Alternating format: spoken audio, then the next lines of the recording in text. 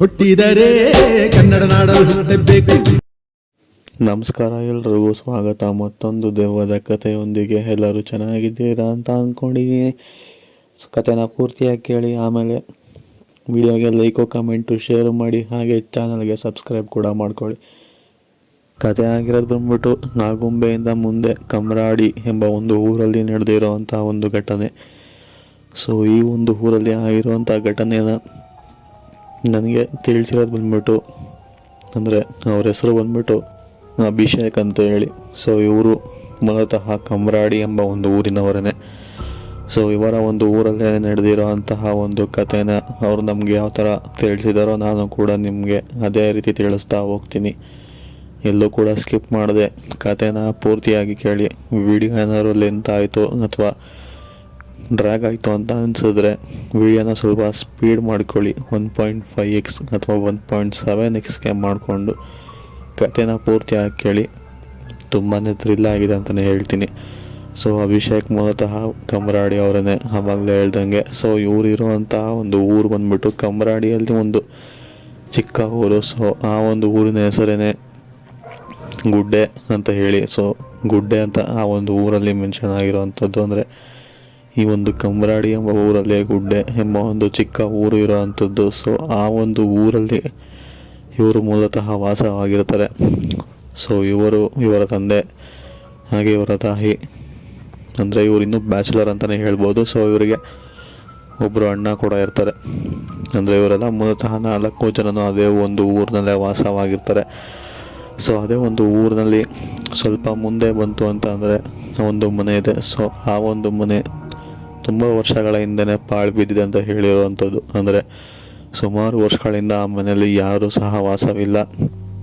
ಹಾಗೆ ಆ ಒಂದು ಮನೆಯಲ್ಲಿ 3 ಸಾವಾಗಿರುವಂಥದ್ದು, ಒಂದಲ್ಲ ಎರಡಲ್ಲ 3 ಸಾವಾಗಿರುವಂಥದ್ದು. ಸೊ ಆ ಒಂದು ಊರಿನಲ್ಲಿರುವಂತಹ ಆ ಒಂದು ಮನೆ ತುಂಬಾ ದಿನಗಳಿಂದ ಪಾಳು ಬಿದ್ದಿರುವಂಥದ್ದು. ಹಾಗೆ ಅಲ್ಲಿ ಯಾರೂ ಸಹ ವಾಸ ಮಾಡೋದಿಲ್ಲ.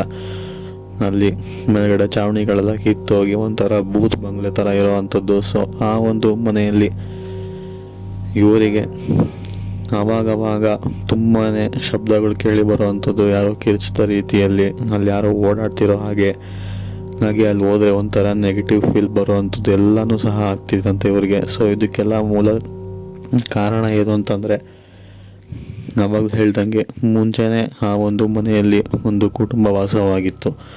ಆ ಒಂದು ಕುಟುಂಬದವರಿಗೇನೆ ಜಗಳ ಬಂದು ಒಬ್ರಿಗೊಬ್ರು ಮಾತು ಬಿಟ್ಟು ನಂತರ ತೀರಾ ಒಂದು ಕೆಟ್ಟ ಪರಿಸ್ಥಿತಿಗೆ ಹೋಗಿ ಸೊ ಅಲ್ಲಿ 3 ಜನನೂ ಕೂಡ ಸತ್ತೋಗುವಂಥದ್ದು ಆ ಒಂದು ಮನೆಯಲ್ಲಿನೇ. ಸೊ ಸತ್ತೋದ್ಮೇಲೆ ಆ ಒಂದು ಮನೆಯಲ್ಲಿ ಯಾರೂ ಸಹ ವಾಸ ಮಾಡಿರೋದಿಲ್ಲ.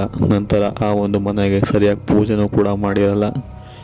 ಒಂಥರ ಅರ್ಧಂಬರ್ಧ ಬಿಟ್ಟಿರ್ತಾರೆ. ಆ ಒಂದು ಮನೆ ಕಡೆ ಅಷ್ಟಾಗಿ ಕೇರ್ ಕೂಡ ಮಾಡ್ತಿರೋದಿಲ್ಲ. ಸೊ ಆ ಊರಿನ ಜನರು ಸಹ ಅದ್ರ ಬಗ್ಗೆ ಅಷ್ಟೇನು ತಲೆ ಕೆಡಿಸ್ಕೊಳ್ಳೋದಕ್ಕೆ ಹೋಗೋದಿಲ್ಲ.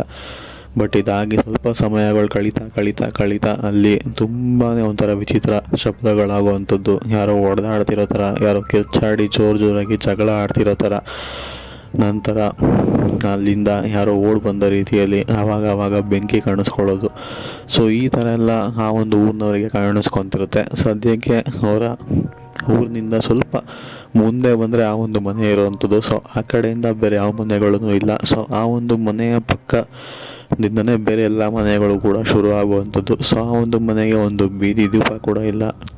ಆ ಕಡೆ ಹೋದ್ವಿ ಅಂತ ಅಂದರೆ ಒಂಥರ ಕಾಡ್ದಾರಿ ಅಂತ ಹೇಳಿರೋವಂಥದ್ದು.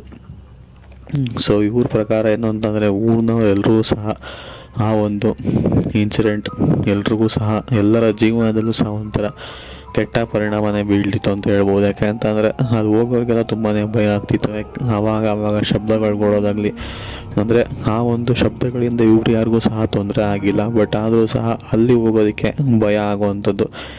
ಇನ್ಕ್ಲೂಡಿಂಗ್ ಅಲ್ಲಿ ಬೆಳಗಿನ ಸಮಯದಲ್ಲಿ ಅಂತಂದರೆ ಬೆಳಕಿದ್ದಾಗಲೂ ಕೂಡ ಹೋಗೋದಕ್ಕೆ ಎಷ್ಟೋ ಜನ ಇವಾಗಲೂ ಕೂಡ ಭಯ ಪಡುವಂಥದ್ದು. ಸೊ ಆ ಒಂದು ಮನೆಗೆ ಎಷ್ಟೇ ಏನೇ ಮಾಡಿದ್ರು ಕೂಡ ಅಲ್ಲಿ ಹೋಗೋದಕ್ಕೆ ತುಂಬಾ ಭಯ ಬೆಳಗಿನ ಸಮಯದಲ್ಲೇ ಭಯ ಆಗುತ್ತೆ ಅಂದರೆ ಅರ್ಥ ಮಾಡ್ಕೊಳ್ಳಿ ಇನ್ನೆಷ್ಟು ಕೆಟ್ಟ ಒಂದು ಶಬ್ದಗಳು ಅಥವಾ ಕೆಟ್ಟ ಒಂದು ಭಾವನೆ ಮೂಡಿರಬೇಡ ಅಲ್ಲಿರೋ ಜನಗಳಿಗೆಲ್ಲ ಅಂತ. ಸೊ ಆ ಥರ ಒಂದು ಜನಗಳೆಲ್ಲ ಹೆದರ್ಕೊಂಡಿರೋ ಅಂಥದ್ದು. ಸೊ ಹೀಗೆ ಇವರಣ್ಣ ಹಾಗೆ ಊರಿನ ಕೆಲವು ಜನರು ಒಂದ್ಸಲಿ ಹೀಗೆ ಆ ಕಡೆ ಏನೋ ಒಂದು ಕೆಲಸ ಇದ್ದ ಕಾರಣ ಓಡಾಡೋ ಕೆಲಸ ಅಂತಂದರೆ ಹೀಗೆ ಮಜಾ ಮಾಡೋವಂಥದ್ದು. ಹೀಗೆ ಎಲ್ಲ ಮುಗಿಸ್ಕೊಂಡು ವಾಪಸ್ ಬರಬೇಕಾದ್ರೆ ಆ ಒಂದು ಮನೆಯಲ್ಲಿ ಇದ್ದಕ್ಕಿದ್ದಂಗೆ ಬೆಂಕಿ ಕಾಣಿಸ್ಕೊಂಡಿರೋ ಅಂಥದ್ದು. ಸೊ ಇಲ್ಲಿ ಇದ್ದಕ್ಕಿದ್ದಂಗೆ ಬೆಂಕಿ ಹೆಂಗೆ ಕಾಣಿಸ್ಕೊಂತು ಅಂತ ಹೇಳಿ ನೋಡೋದಕ್ಕೆ ಎಲ್ಲರೂ ಸಹ ಮುಂದಾಗ್ತಾರೆ. ಯಾಕೆ ಅಂತಂದ್ರೆ ಆಲ್ರೆಡಿ ತೊಗೊಂಡಿದ್ರಲ್ಲ, ಸೊ ಒಂಥರ ಬಂಡು ಧೈರ್ಯ ಅಂತಲೇ ಹೇಳಬೇಕು. ಅಲ್ಲಿ ಹೇಗೆ ಬೆಂಕಿ ಬಂತು ಅಂತ ಹೇಳಿ ಹೋಗಿ ಸುತ್ತ ಮನೆಯನ್ನೆಲ್ಲ ಒಂದು ರೌಂಡ್ ಹಾಕ್ತಾರೆ. ಅವರ ಒಂದು ಕಣ್ಣಿಗೆ ಏನೂ ಸಹ ಕಾಣಿಸೋದೇ ಇಲ್ಲ ಅಲ್ಲಿ. ಬಟ್ ಆದರೂ ಕೂಡ ಈ ಬೆಂಕಿ ಎಲ್ಲಿಂದ ಬಂತು ಅಂತ ಹೇಳಿ, ಅಂದರೆ ಆ ಸಮಯಕ್ಕೆ ಅಲ್ಲಿ ಯಾರೂ ಸಹ ಕೂಗಿಲ್ಲ, ಕಿರ್ಚಾಡಿಲ್ಲ, ಓಡಾಡಿಲ್ಲ. ಬಟ್ ಆದರೂ ಬೆಂಕಿ ಮಾತ್ರ ಕಾಣಿಸ್ಕೊಂಡಿರೋವಂಥದ್ದು. ಆ ಒಂದು ಬೆಂಕಿ ಇಲ್ಲಿ ಹೇಗೆ ಬಂತು ಅಂತ ಅವರೆಲ್ಲರೂ ಸಹ ಹುಡ್ಕೋದಕ್ಕೆ ಶುರು ಮಾಡ್ತಾರೆ. ಅವ್ರ ಕಣ್ಣಿಗಂತೂ ಏನೂ ಕಾಣಿಸೋದಿಲ್ಲ. ನಂತರ ಪುನಃ ಅವರಲ್ಲಿಂದ ವಾಪಸ್ ಬರ್ತಾರೆ. ವಾಪಸ್ ಬಂದಾದಮೇಲೆ ಅಲ್ಲಿ ಯಾರ್ಯಾರು ಹೋಗಿದ್ರಲ್ಲ ಎಲ್ಲರೂ ಸಹ ಹುಷಾರು ತಪ್ತಾರೆ. ಅರ್ಥ ಮಾಡ್ಕೊಳ್ಳಿ ಇನ್ಯಾವ ಥರ ಒಂದು ಫೀಲ್ ಆಗಿರ್ಬೋದು ಅವ್ರಿಗೆ ಅಂತ ಹೇಳಿ. ಅಂದರೆ ಅವ್ರು ತಗೊಂಡಿದ್ದ ಕಾರಣ ಅವ್ರಿಗೆ ಆ ಒಂದು ಮೂಮೆಂಟಲ್ಲಿ ಏನೂ ಸಹ ಅನಿಸಿರೋದಿಲ್ಲ. ಬಟ್ ಒನ್ಸ್ ಅವರು ಮನೆಗೆ ಬಂದಮೇಲೆ ಸುಧಾರಿಸ್ಕೊಳ್ಳೋಕೆ ಸುಮಾರು ದಿನಗಳ ಟೈಮ್ ಹಿಡಿತು ಅಂತ ಹೇಳಿರೋ ಅಂಥದ್ದು. ಎಲ್ರಿಗೂ ಸಹ ಒಂಥರ ಹುಷಾರು ತಪ್ಪಿರೋ ಅಂಥದ್ದು. ಚಳಿ ಜ್ವರ ಆಗಿರ್ಬೋದು ಅಥವಾ ಇನ್ನೊಂದು ಥರನೇ ಆಗಿರ್ಬೋದು. ಒಟ್ಟಿನಲ್ಲಿ ಎಲ್ರಿಗೂ ಸಹ ಹುಷಾರು ತಪ್ಪಿರೋ ಅಂಥದ್ದು. ಅಷ್ಟು ವಿಚಿತ್ರವಾದಂತಹ ಒಂದು ಭಾವನೆನ ಆ ಒಂದು ಮನೆ ಊಟ ಹಾಕಿರೋ ಅಂಥದ್ದು. ಸೊ ಈ ಒಂದು ಮನೆಗೆ ಅಷ್ಟಾಗಿ ಪೂಜೆ ಪುನಸ್ಕಾರಗಳು ಏನೂ ಸಹ ಆಗಿಲ್ಲ. ಅಂದರೆ ಅರ್ಥ ಮಾಡ್ಕೊಳ್ಳಿ ಇನ್ನೆಷ್ಟು ಭಯಂಕರವಾಗಿದೆ ಅಂತ ಹೇಳಿ.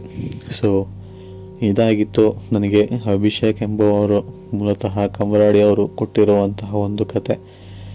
ಸೊ ಕತೆ ನಿಮಗೆ ಹೇಗೆ ಅನ್ನಿಸ್ತು ಅಂತ ಹೇಳಿ ಕಾಮೆಂಟ್ಸ್ ಮಾಡ್ಬೋದು. ಹಾಗೆ ನಿಮ್ಮೂರುಗಳಲ್ಲಿ ಈ ಥರ ಪಾಳು ಬಿದ್ದಿರೋ ಮನೆಗಳಿತ್ತು ಅಂತಂದರೆ ಎಲ್ಲರೂ ಸಹ ಎಚ್ಚರವಾಗಿರಿ ಅಂತ ಹೇಳ್ತಾ ಈ ವಿಡಿಯೋ ಇಲ್ಲೇ ಮುಗಿಸ್ತೀನಿ. Take care, good bye friends.